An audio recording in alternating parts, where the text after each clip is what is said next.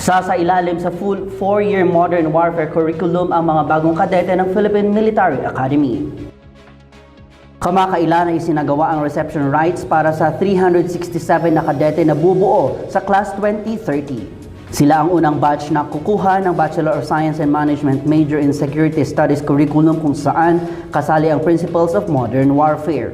Ipakikilala ang mga kadeteng ito sa micro-credential courses sa Artificial Intelligence, Data Analytics, Electronic and Hybrid Warfare at Unmanned Systems.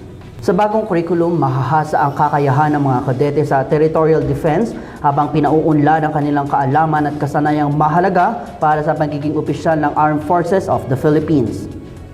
Sinimula ng PMA ang implementasyon ng bagong curriculum noong 2025 kasunod ng kautusan ni Pangulong Ferdinand R. Marcos Jr. para masiguro na handa sa modern warfare ang mga kadete.